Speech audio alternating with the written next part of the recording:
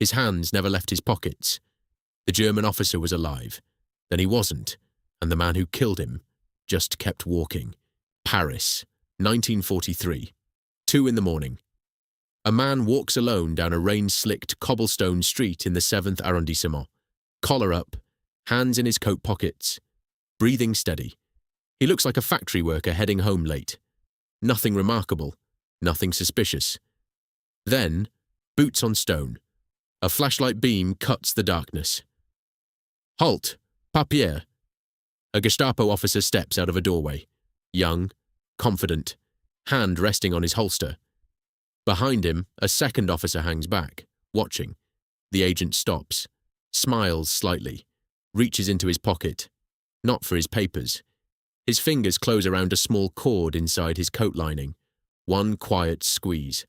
A soft sound, barely louder than a door clicking shut. The Gestapo officer's knees buckle. He folds to the ground in silence. The second officer takes half a second to process what he's seeing. Half a second too long. The agent is already walking again. Hands still in his pockets. Coat still buttoned. No weapon ever drawn. No shot ever seen. By the time anyone finds the body, the street is empty and silent. This wasn't Hollywood. This was a Tuesday night in occupied France, and the weapon that made it possible was hidden inside a coat sleeve. This is the British sleeve gun. Welcome back to Allied Sabotage Vault, where we crack open the classified files on the secret weapons, forgotten operations, and shadow warriors that helped bring down the Nazi war machine from the inside. If you've been following our series, the exploding rats, the pencil detonator, the Welrod silent pistol, the sticky bomb, the OSS cold torpedo, you already know the Allies were masters of fighting dirty, fighting clever, and fighting invisible. But today's weapon is different from all of them. Every weapon we've covered so far required the agent to reach for it, to draw it, to aim it. The sleeve gun required none of that. You could be standing in front of a Gestapo officer, hands visible, being searched, and still fire it. Subscribe now and hit the bell, because what you're about to learn will permanently change how you think about the word hidden. To understand why the sleeve gun was invented, you need to understand what SOE agents were actually facing on the ground in occupied Europe. By 1943, the German occupation machine had become terrifyingly efficient. The Gestapo, the secret state police, had built a surveillance network across France, Norway, Belgium, and the Balkans that relied not just on German officers, but on thousands of local informants, neighbours reporting neighbours, cafe owners passing names to handlers, hotel receptionists noting suspicious guests. An SOE agent operating in occupied Paris or Lyon couldn't trust anyone, couldn't be certain the woman at the next table wasn't reporting his face to a handler, couldn't know if the man who bumped into him on the metro had just lifted his forged papers to check the quality. And checkpoints were everywhere. The Germans ran routine document checks on street corners, at metro stations, outside churches, at the entrance to every significant building. An agent could be stopped 5 times in a single day. Each stop was a potential death sentence.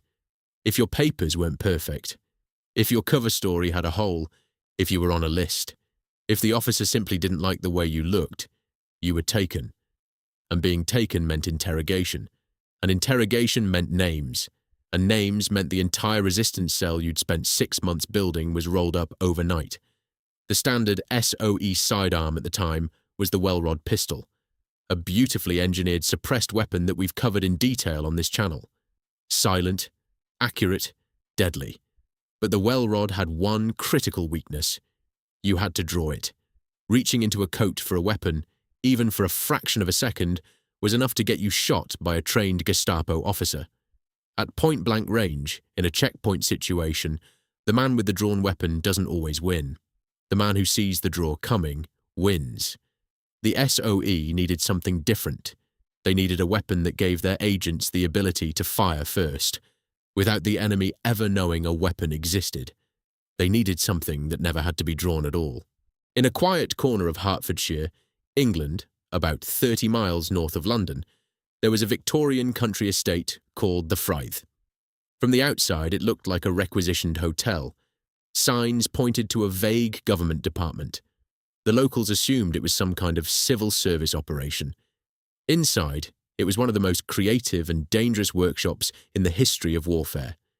This was Station 9, the SOE's secret research and development facility. Agents who worked there called it simply the toy shop. The scientists, engineers, and weapons designers who worked at Station 9 operated under a philosophy that was almost the opposite of conventional military thinking. While the British Army was focused on bigger guns, faster tanks, and longer-range artillery, the toy shop was asking a completely different question. What is the smallest, most concealable, most deniable weapon we can build that will still kill a man at close range? The answer took many forms: the pencil detonator, the sleeve dagger, the W-bomb, the gammon grenade, and in 1943, the sleeve gun. The lead designer, working under conditions of total secrecy, his name still partially redacted in declassified files, started from a single operational requirement passed down from SOE field commanders. An agent must be able to discharge a lethal round at an enemy officer from conversational distance without making any visible movement that would alert a trained observer. Read that again. No visible movement. At conversational distance. Lethal. The engineering challenge was enormous. A conventional pistol required a trigger pull, a firing grip, a barrel of meaningful length for accuracy. All of these things required movement. The sleeve gun threw out every convention. It wasn't designed to be aimed, it was designed to be pointed by the natural position of the human forearm. It wasn't designed for a long engagement. It was designed for one shot at a range of less than 2 meters in the half-second window between a Gestapo officer deciding something was wrong and his hand reaching his holster. One shot. Close range, no draw, no aim, no witnesses. That was the entire design brief. The final design of the sleeve gun was a masterpiece of minimalist engineering. The weapon itself was a single-shot .32 caliber pistol, compact enough to be worn strapped to the inside of the forearm, hidden entirely within the lining of a standard coat sleeve. The barrel was dramatically shortened compared to any conventional pistol, keeping the overall profile flat against the arm. The firing mechanism was connected to a lanyard, a thin but strong cord that ran from the trigger, housing down through the sleeve lining to the agent's hand. To fire, the agent simply squeezed their fingers inside their coat pocket. A natural gesture, something anyone might do on a cold night, shifting their hand, adjusting their grip on nothing. That squeeze pulled the lanyard. The lanyard pulled the trigger. The round discharged through a small hole pre-cut into the coat lining, invisible unless you knew exactly where to look. From the outside, the agent appeared to do nothing. Later iterations of the design evolved the firing mechanism further. Some versions used a wrist flex trigger.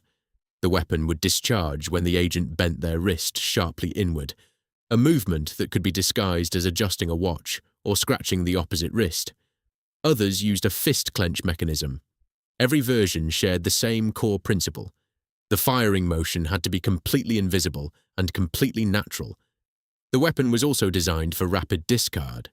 After firing, the agent could drop the entire sleeve assembly, which would fall away inside the coat lining, or, if necessary, remove and discard the coat entirely. Within seconds, there was no weapon and no evidence. When paired with a rudimentary suppressor, a small cylindrical device attached to the barrel stub, the sound signature was reduced to almost nothing. A soft mechanical click, the sound of a cigarette lighter, the sound of a heel on a cobblestone. At 2 meters, in a dark Paris street, in the rain, it was completely silent. The sleeve gun was not issued to every SOE operative. It was reserved for agents operating in the highest risk environments, those who faced daily checkpoint interactions, those whose covers required regular contact with German officers, and those deemed most likely to face sudden compromise and capture.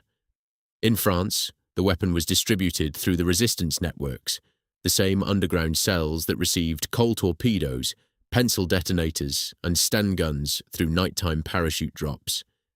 French resistance fighters operating in Vichy-controlled cities, where the collaboration between French police and the Gestapo was most intense, were considered priority recipients. In Norway, SOE-trained agents working against German naval operations, the same operations that were being disrupted by coal torpedoes in the fjords, carried sleeve guns as personal protection during the extreme risk of their infiltration phases.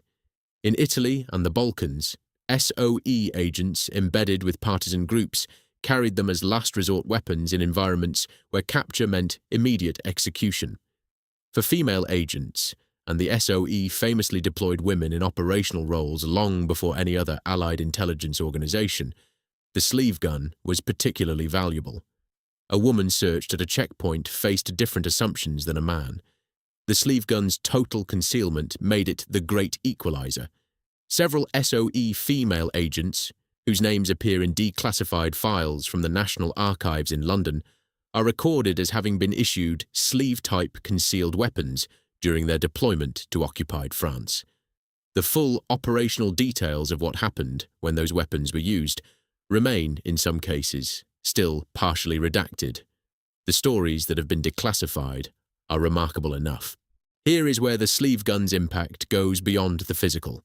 The Germans knew about it, not immediately, but by late 1943 and into 1944, Gestapo intelligence had recovered enough examples from captured agents and safe houses to understand that the SOE had developed weapons that could be concealed inside ordinary clothing and fired without being drawn. And that knowledge, that understanding, was devastating to German security operations in a way that went far beyond the number of officers actually killed by the weapon. Because now every civilian was a potential threat. A Gestapo officer conducting a routine checkpoint stop could no longer be certain that the man standing in front of him, hands in pockets, papers in order, cover story intact, was unarmed. The very act of having correct papers and a calm demeanor, previously the signal that someone was safe to release, now proved nothing. The weapon had made compliance indistinguishable from concealment. German checkpoint procedures became longer, more invasive, more aggressive. Officers began requiring civilians to remove their coats entirely. Searches became physical rather than visual. The entire tempo of occupation security slowed down under the weight of its own paranoia. Sound familiar? It's the same psychological mechanism as the coal torpedo, the same mechanism as the exploding rat. The OSS and SOE had understood something fundamental about asymmetric warfare. You don't need to kill many people with your secret weapon. You just need the enemy to know the weapon exists. The fear does the rest. The sleeve gun didn't exist in isolation any more than the coal torpedo did. It was part of a deliberate family of close-quarters, silent weapons that the SOE developed in parallel, each one solving a different operational problem, each one pushing the boundaries of what a weapon was allowed to look like. The Welrod pistol, which we've covered in depth, was the precision instrument of this family. Bolt action, suppressed, accurate to 30 meters in trained hands. It required drawing and aiming, but its near total silence made it the weapon of choice for planned assassinations and sentry eliminations where the agent had time to set up. The sleeve gun was the reactive instrument. No setup time, no draw, no aim. Pure close-quarter survival in the half-second window of a compromised checkpoint. Together, they covered two completely different threat scenarios that SOE agents faced every day, and there were others in the family. The Stinger, a tiny single-shot pistol so small it could be concealed in a closed fist.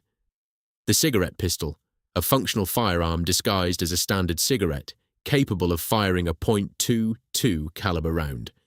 The pen gun, a writing instrument that discharged a lethal round when its cap was rotated and pressed. Each one a different answer to the same question. How do you give a lone operative behind enemy lines the ability to survive an encounter with a trained and armed enemy officer? The answer, every time, was the same. Make the weapon invisible. Make the firing motion natural.